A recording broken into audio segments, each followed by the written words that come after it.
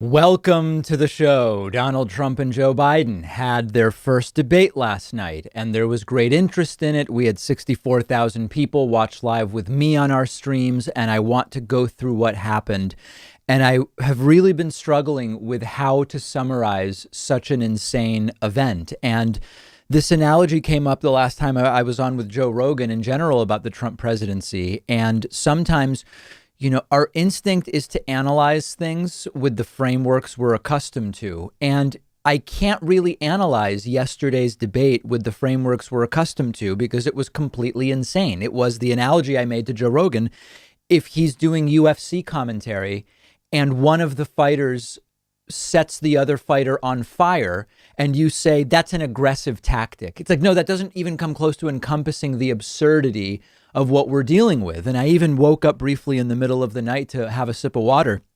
And I thought, how do I explain what happened last night? So I'm going to try. We'll do it in pieces. And hopefully by the end, we'll have sort of an understanding of what the hell went on last night. And maybe more importantly, its broader meaning in the election and in the United States. Now, the top line is I've never seen a debate this bad. That can mean a lot of different things, so I'll clarify, but I've been watching presidential debates since 1996 when I was a mere lad of 12. I've never seen a debate devolve into being so worthless as what Donald Trump was able to turn last night's debate into. I asked some people who are older, and I've been watching debates longer. They don't remember any debate turning into as much of a circus as what we saw last night. So I think we can say with certainty that last night was the worst debate in the history of presidential debates since they've been recorded and broadcast either via audio or video. And my guess is, given what we know about prior debates earlier in American history, that last night was the worst debate of any debate we've seen in presidential campaigns. Now, to get us into the conversation, let's discuss it in terms of Biden, Trump, and the moderator, Chris Wallace. Joe Biden did okay. Now, I'm not going to lie to you and say Biden just did great and he was dynamic and energetic and all of this stuff. There's no question that Joe Biden was stumbling quite a bit. It was not his stutter that was the problem. It was that he seemed to struggle sort of sequentially laying out his views on some issues. But he did okay. He didn't collapse as many Trumpists were hoping. Biden had 4 or 5 good answers. His closing was arguably his best moment about voting, which we will get to. He had 2 or 3 zingers, which, I mean, it sucks that that's even something that we look at. But if you were hoping for some zingers, he had a few.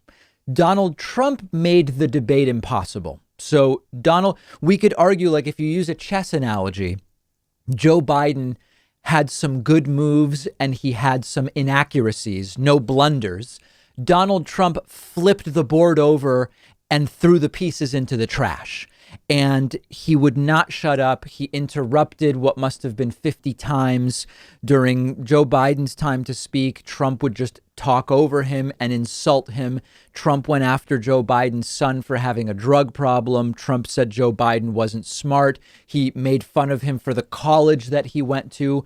Trump did not substantively discuss a single issue. And then there was the moderator, Chris Wallace. Now, there are people saying Chris Wallace did well given the circumstances. There are others saying Chris Wallace did poorly. What we can't deny is that Chris Wallace did not have control over the debate. Chris Wallace was begging and pleading with Donald Trump to stop interrupting Joe Biden. Trump wouldn't listen. Chris Wallace had no ability to cut the mic of the candidates. In order for him to have that, both candidates would have to agree to it. I can't imagine Trump would ever agree to that. So Chris Wallace, as well-intentioned as he might have been, was helpless to stop Donald Trump. So what I can say is that Wallace wasn't equipped to take control of the debate. You can say, well, he wasn't given the equipment because the candidates decided there was no mute button that Wallace would have access to. Whatever. He did as well as he could, you can say, but he didn't take control of it. Trump controlled it. Now, in terms of the level of discourse that Trump forced upon us, it couldn't have been lower or more base or more embarrassing. Complete inability to discuss any policy in detail. Facts and dignity did not matter. Trump refused to condemn white supremacist and militia groups. And actually, this is the first clip we'll look at. Trump activated the militia groups by very coyly saying they should stand by.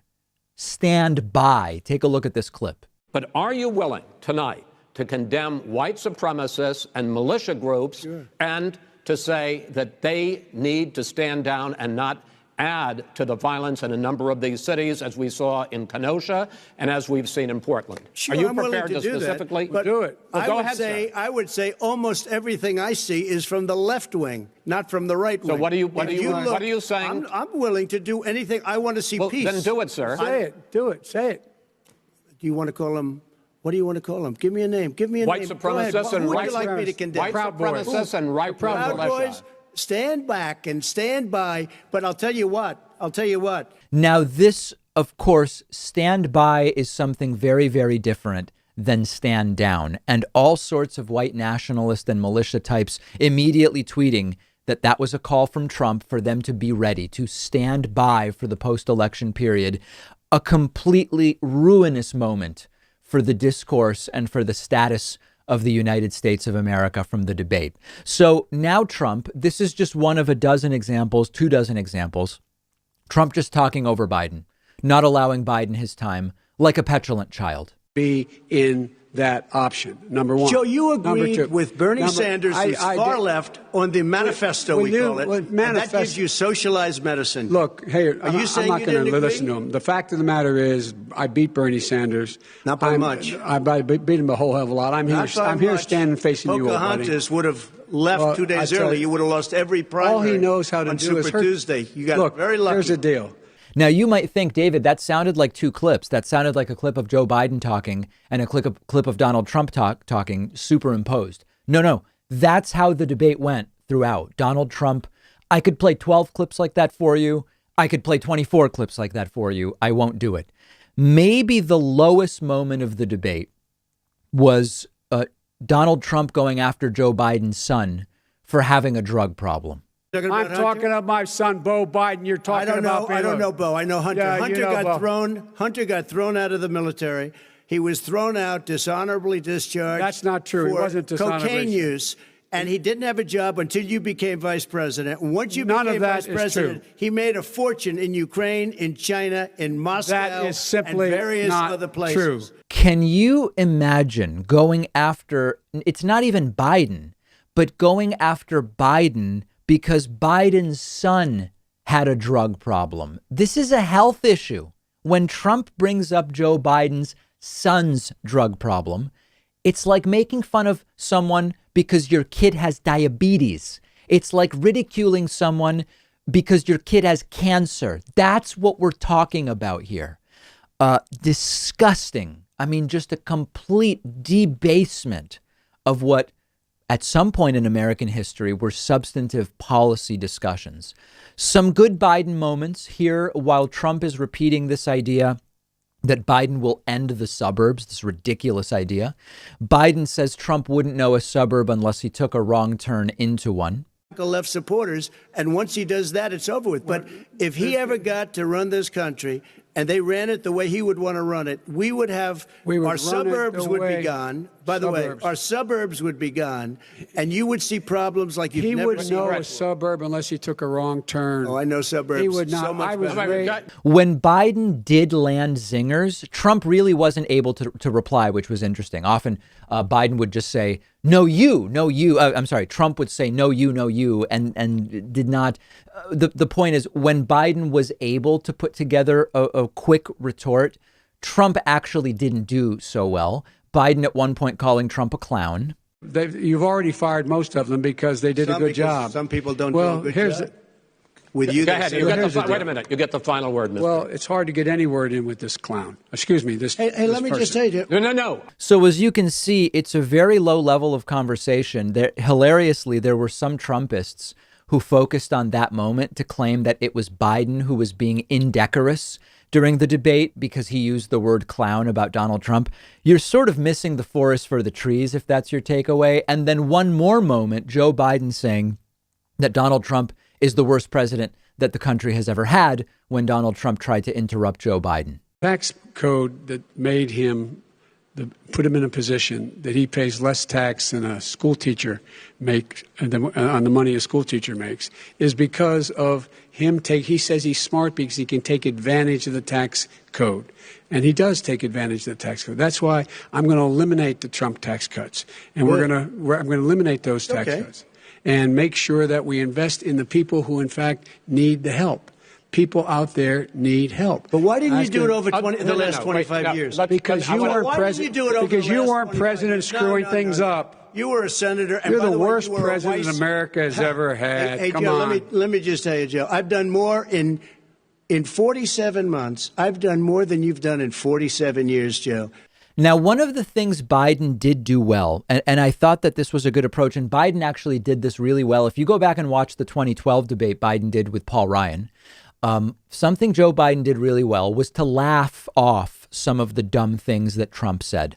Authoritarians like Trump, narcissists like Trump, they want people to be mad. People like Trump want to cause anger because it's beneficial to them and they think they can take advantage of it. And when Biden would just laugh, Trump didn't like it. Take a look at one example. People want their schools open. They don't want to be shut down. They don't want their state shut down. They want their restaurants. I look at New York. It's so sad what's happening in New York. It's almost like a ghost town. And I'm not sure it can ever recover what they've done in New York. People want their places open. They want to get back to their lives. They'll be careful, but they want their schools open. I'm the one that brought back football. By the way, I brought back Big Ten football. It was me, and I'm very happy to do it. Trump never once reacted well when Joe Biden laughed. And that, to the extent that it was a strategy, I think it's just Biden's instinct. To the extent it was a strategy, I think it was good. Now, almost 10 minutes in now, a bit more substantively. Here is Joe Biden pointing out, why would you trust Trump on coronavirus? Trump did his routine about how great everything was on coronavirus. Biden points out Trump's been wrong about everything. And he actually raises the topic of injecting bleach. And Trump has no way to respond other to say it was a joke, which we know it was not. Before November 1st. It could also be after when it's that. Generally available. Well, we're going to deliver it right away. We have the military all set up. Logistically, they're all set up. We have our military that delivers soldiers, and they can do 200,000 a day. They're going to be delivering. This is the same man it's who all told set you up. By Easter this would be gone away. By the warm weather it'd be gone. Miraculous, like a miracle. And by the way, maybe you could inject some bleach in your arm, and that would take care of it. This is the same man. That was said sarcastically. You know that. That was said sarcastically. And so here's the deal. Any of you who remember that incident know it was not sarcasm. Trump has demonstrated no ability to be capable of sarcasm. Trump can do nothing. That was a good moment for Joe Biden. Check out this comparison now between how Trump answered. Will you pledge to accept the election results? Will you pledge to ask your supporters for calm in the aftermath of the election? And will you accept the results when they are certified? This was the last sort of main topic in the debate. And we're going to go to Trump's answer, then Biden's answer. Trump, when asked, doesn't say yes, attacks mail-in voting, and says this is ominously not going to end well. What's going on? Take a look at West Virginia, mailmen selling the ballots. They're being sold. They're being dumped in rivers. This is a horrible thing for our country. This is not going to end well.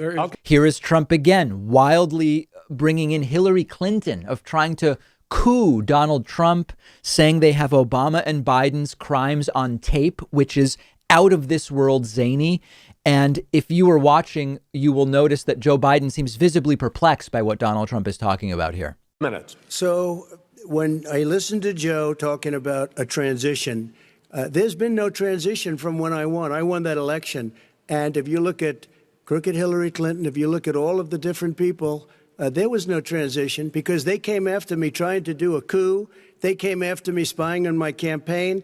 They started from the day I won and even before I won, from the day I came down the escalator with our First Lady. They were a disaster. They were a disgrace to our country. And we've caught them. We've caught them all. We've got it all on tape. We've caught them all. And by the way, you gave the idea for the Logan Act against General Flynn. You better take a look at that because we caught you in a sense. And President Obama was sitting in the office. He knew about it, too. So don't tell me about a free transition. As far as the ballots are concerned, it's a disaster. A solicited ballot. OK, solicited is OK. You're soliciting, you're asking, they send it back, you send it back. I did that. If you have an unsolicited, they're sending millions of ballots. Notice Trump saying everything other than, I'll accept the results once they are certified, talking about Hillary when asked if he will accept the results. This is an outrageous authoritarian. This is not about populism or economic anxiety. This is authoritarianism. And then just a little more from Trump, once again, just horrible. Trump telling his supporters, go to the polls and watch. Now, if you're not a poll worker, you can't just do this. You need to register as a poll worker if you want to be at the polls. And Trump, again, just trying to cause chaos. It is. So first for you, sir, finally for the vice president, I hope neither of you will interrupt the other. Will you urge your supporters to stay calm during this extended period, not to engage in any civil unrest? And will you pledge tonight that you will not declare victory until the election has been independently certified? President Trump, you go first. I'm urging my supporters to go into the polls and watch very carefully, because that's what has to happen. I am urging them to do it. As you know, today there was a big problem. In Philadelphia, they went in to watch. They're called poll watchers, a very safe, very nice thing. They were thrown out. They weren't allowed to watch. Yeah, Trump complaining you can't just show up and observe. Yeah, well, that's called voter intimidation. It's illegal in most states. I think hopefully all. Whether it's enforced is another question. You can't just show up. Now, for contrast, same question to Joe Biden. And Joe Biden is able to give a one-word answer, and it's the only answer. And the answer is yes. I will accept the results when they are certified. And then Trump still can't contain himself and interrupts. And Biden accurately points out Trump has no idea. Will you urge your supporters to stay calm while the vote is counted? And will you pledge not to declare victory until the election is independently certified? Yes. And here's the deal. We count the ballots, as you pointed out. Some of these ballots in some states can't even be opened until Election Day. And if there's thousands of ballots, it's going to take time to do it. And by the way, our military, they've been voting by ballots since the end of the Civil War, in effect. And that's what's going to happen. Why is it for them somehow not fraudulent? It's the same process. It's honest. No one has established at all that there is fraud related to mail-in ballots, that somehow it's a fraudulent process. It's already been established. Take a look at Carolyn Maloney's race. You had an opportunity to respond. Look at Carolyn Maloney. Go ahead. They have no idea what happened. Vice President Biden, go ahead. He has no idea what he's talking about. Here's the deal. The fact is, I will accept it, and he will too. You know why? Because once the winner is declared, after all the ballots are counted, all the votes are counted, that'll be the end of it. That'll be the end of it. And if it's me, in fact, fine. If it's not me, I'll support the outcome. And I'll be a president not just for the Democrats. I'll be a president for Democrats and Republicans. And this guy, I want to see an honest ballot count. Gentlemen, you say that's the end of it? This is the end of this debate? Honest ballot count. We're going to leave it there. To be continued as in more debates. So Trump continuing to talk over everyone as the debate actually ends. Trump still talking. This is what this is what an authoritarian lunatic sounds like. Now, could Biden have done better? Yes, Biden could have done better. There were missed opportunities for Biden to point out incredible hypocrisy from Donald Trump. For example, when Trump's taxes came up, Donald Trump said both that the story about his taxes is fake news and actually he paid millions in taxes. And Trump said, I'm smart and I take advantage of the tax law. Biden could have said he's talking out of both sides of his mouth. He's not being honest. Is the story fake or is it accurate, but you're happy about it because you're smart enough not to pay taxes? Which is it? It can't be both. Missed opportunity. Another instance of this happening was Trump mentioning that his supporters weren't allowed to be poll workers, poll watchers in Philadelphia. That was towards the end of the debate.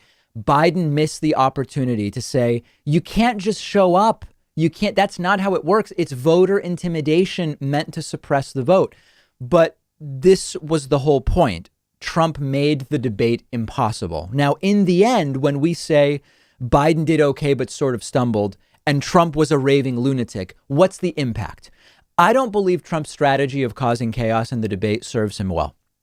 Trump was so erratic and furious and unhinged that the contrast with Joe Biden's stability could not have been more clear. Now, you can say, well, but Joe Biden sounded confused in some moments.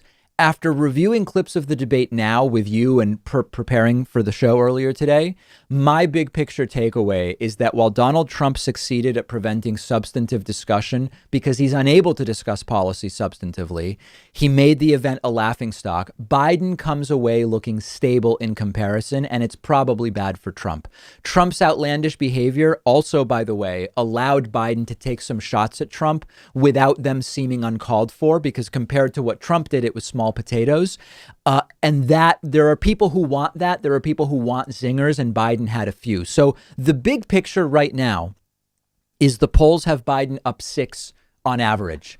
There is no clear winner here, and Donald Trump really debased himself. So I think it's bad for Trump. Trump needs to make up 6 points. Biden did more than well enough not to lose a 6-point lead. Then the question becomes, are people's votes counted? But we have to come to some realizations based on last night. Number one, if you still like Trump as of last night, you're probably an authoritarian. That's something you have to think about. You know, these claims of, well, Trump is a populist. His message is a message of populism to appeal to economic anxiety. There was none of that last night. There was nothing populist about Trump's messages last night. This was authoritarianism, plain and simple. And if you still follow him, you're either an authoritarian yourself or you're indifferent to authoritarianism, either to own the libs or for some other reason. But again, my overall take is, and I know some people disagree with me, I don't think Biden looked great. I think it was okay, but Trump looked so chaotic that Biden looks good in comparison. He held his own. He landed a few shots. My guess is that the debate was so debased that the ratings for the second and third ones will be lower. We were joking about mercy bans during my stream. I said, if you want to be banned as mercy to not be able to watch my streams of the future debates, let us know. I think that Trump making it unwatchable will turn some people away from the future debates, but I don't think it helps Trump big picture. What else is important to say? What else did Biden do well? I mean, Biden was more substantive. Biden laid out some proposals in terms of clean energy, coronavirus, economics. Biden did call out a lot of Trump's BS, including things that Trump denied when there's video of it happening. I think that was good. Biden correctly linked Trump to the violence that's happening. Trump tries to link Biden to violence. Biden's not the president. I think Biden did a good job of saying this is Trump's America right now. And then I do think that on the last issue, which was that of voter fraud, I think it was a disaster for Trump. Trump blurted out fraud, fraud, fraud. Joe Biden very clearly said, we're going to accept the results when they are certified, and there's no evidence of voter fraud. Vote by mail is the norm. In a lot of places, it's gone absolutely fine. So you got the sense that in the second half of the debate, Biden was better equipped to deal with Trump's constant interruptions and was able to get some of those good hits in. Overall, the debate wasn't, it was a mess. It was an S show, as we would say. And it was that 95% because of Donald Trump and 5% because of Chris Wallace. We still have to see how it goes. The polls have tightened, and we're going to talk about that after the break. But in the meantime, let me know what you made of the debate. I'm on Twitter @DPakman. If you are anything like me, you probably aren't thrilled with the idea of going into a doctor's office right now. And thankfully, there's a practical and affordable way to take control of your health and get personalized care from the comfort of your home. It's a service called SteadyMD. They're one of our sponsors. You take a quiz, you get matched with a licensed primary care physician who understands your health needs. You have a 1-hour video call with your new doctor. You establish a meaningful relationship with them. And after that, your doctor is available to you anytime by text, phone, or video chat. This is not a random doctor on call. Each doctor at SteadyMD has a limited number of patients, so they actually have time to listen to you. You get the personal attention that you deserve. They can do almost everything an in-person doctor can do: perform medical evaluations, talk to you about health concerns, send prescriptions to your home or local pharmacy, and anything they can't do online, they'll quickly set you up with an in-person provider to do things like blood tests, as an example. You don't need insurance. It's only $99 a month with no other fees or copays. There are so many practical advantages to using SteadyMD for primary care, and it's also so much more affordable. Go to steadymd.com/Pakman to take the free quiz, see which doctor is right for you. I took their quiz. They matched me with a doctor who specializes in my particular health needs and situation. The doctor they gave me is a really perfect fit for me and my medical needs. There's no risk, no commitment to get started. Just click the link right underneath this video.